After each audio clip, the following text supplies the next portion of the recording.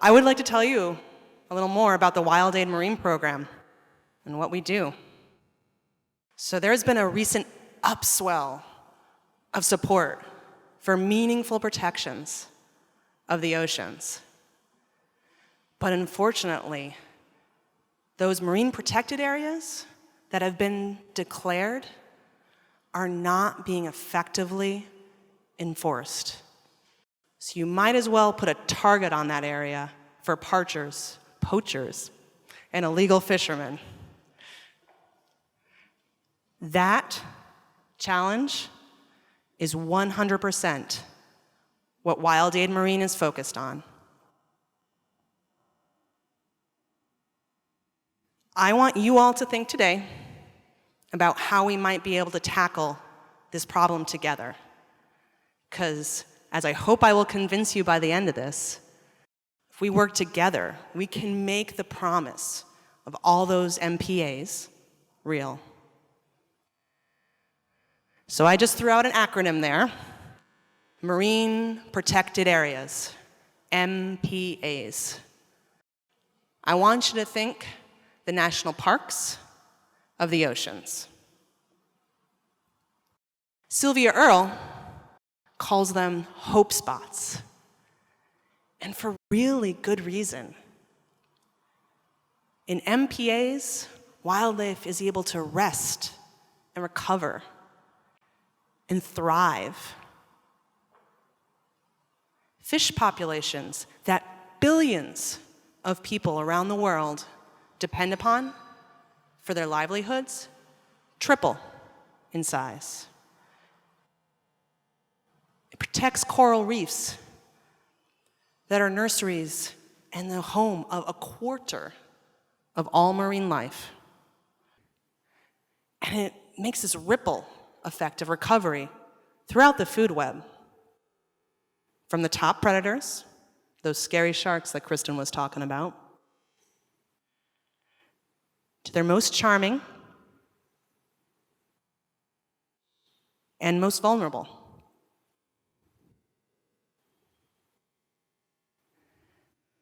Sylvia woke the world up to the promise of marine protected areas in 2009 with her TED Prize-winning wish to create a global network of marine protected areas. And while there's still work to do, the world heard. In the past 5 years alone, an area equal to 3.5 times the continental US have been declared as MPAs. Yeah, good news, right?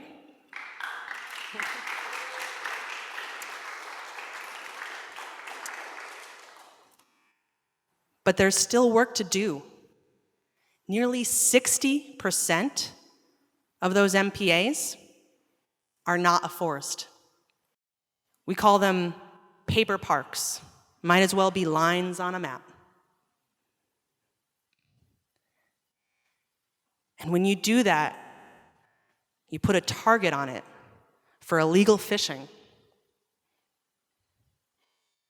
for poaching, and habitat destruction, like this mangrove in Indonesia that has been clear-cut. By the way, 80% of all marine species that we eat, mangroves are their nursery. This challenge is what WildAid Marine is 100% focused on, because humanity needs all of those MPAs to be effective in order for us to truly see the benefits. And we all need to focus on that. So let's get into the details, huh? Okay. We are enforcement system architects. We design a complete MPA enforcement system, and we guide the builders until that structure, until that system is complete. By the time we're done working with an MPA, they will have a way to find and catch those poachers. They will find meaningful consequences for their actions. The community will be the fundamental partners in protecting their natural heritage.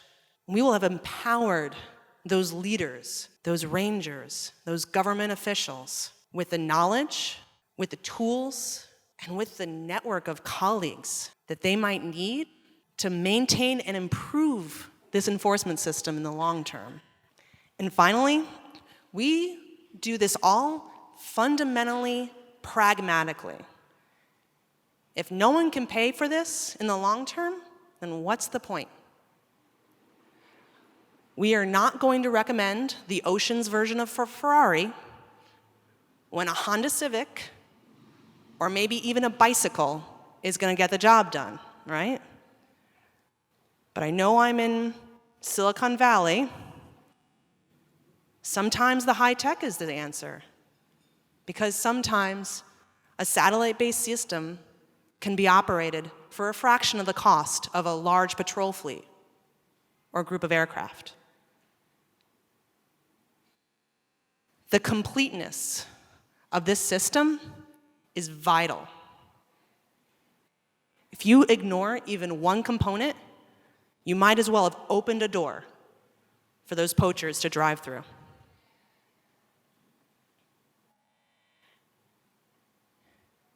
Just like an architect, you need to measure your progress.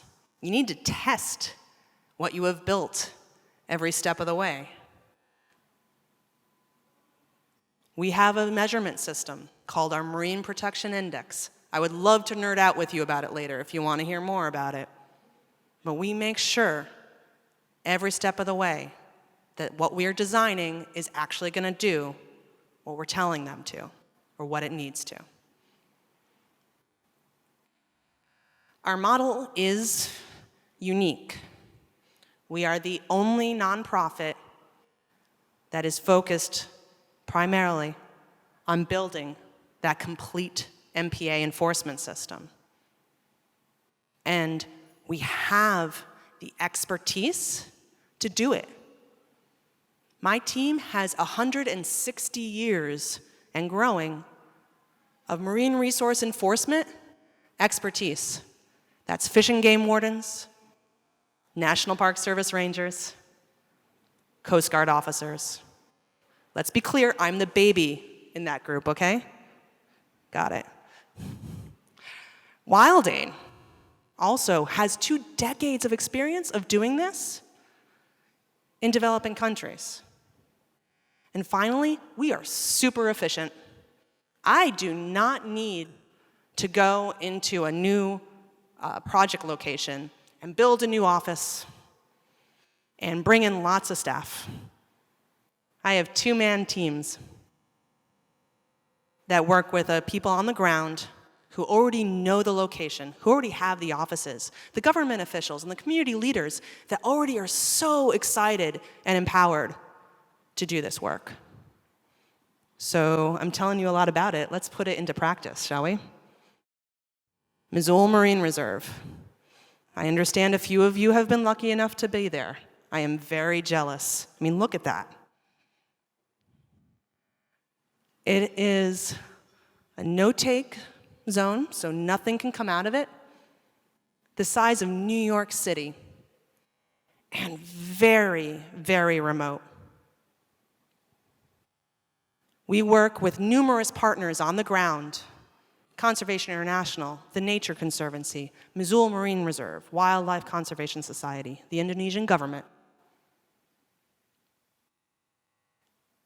And when we started there, they had a lot of community engagement. Their community was partners with them. They were invested. And they had a small but really dedicated ranger team. So great. We had some good stuff to start with. But even with that, there was rampant shark finning and blast fishing. Those of you who don't know what that is, homemade dynamite thrown into the water with those results. So when we partnered with them, we stepped them through our blueprint process. Said, okay, let's figure this out. What are those gaps that they are exploiting? Built our plan, and for example, identified a couple really simple solutions. Human eye is actually a very effective surveillance tool. Add a pair of binoculars to that human eye, and all of a sudden you have 20% of your reserve being effectively monitored. Now make those binoculars night vision, and you can do it day or night. We also taught them a lot about strategy, okay? Planning these patrols, it's a cat and mouse game. You need to know where the fishermen are gonna be before they are, and then you need to add some randomness in there. They weren't doing that. They were patrolling, but they weren't finding a lot of fishing. And finally, you gotta think about the people. They are your best resource. If you don't take care of those rangers, what do you have? They were going further and further offshore to chase those poachers, but they hadn't taken the key survival at sea, that's literally what we call it, training, to make sure that if the unspeakable happens, those people are gonna come home. Well, the results from our engagement have been pretty amazing. 500% increase in ranger patrols, large part because of the increased inefficiencies that we were able to work with them on. 2 of those rangers, former shark finners, now who can have a livelihood that promises a future for their children instead of takes it away. Also, remember that cat and mouse game? Okay, bring the poachers onto your side because they know all the tricks in the book, all right? This is my favorite part though. The students became the teachers. They learned and understood the systems to the point where, as drone technology improved, they were able to identify the opportunity, test it, and execute it. Perfect, right? And they have been highly effective. 80% decrease in illegal fishing in the reserve. 250% increase in the fish populations. There are now 25 times, I'm not missing a decimal point in that, more fish inside the reserve than comparable areas just 50 kilometers down the channel.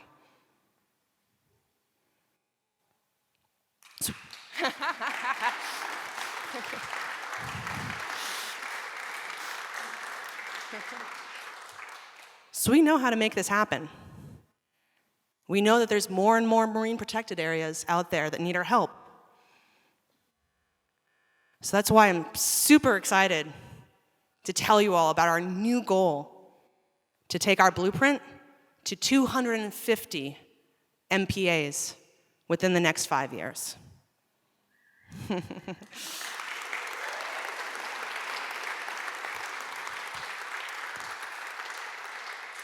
My palms sweat a little bit every time I say that. We need resources to do that. In the next 18 months, that's $450,000. But we have programs in Cuba and Dominican Republic and Easter Island and expansion throughout Indonesia that are asking for our help and are ready for us. We have a team that's ready for us. So, I hope that you want to be a part of our team. Because we can't do this alone, but together we can make the promise of those MPAs real.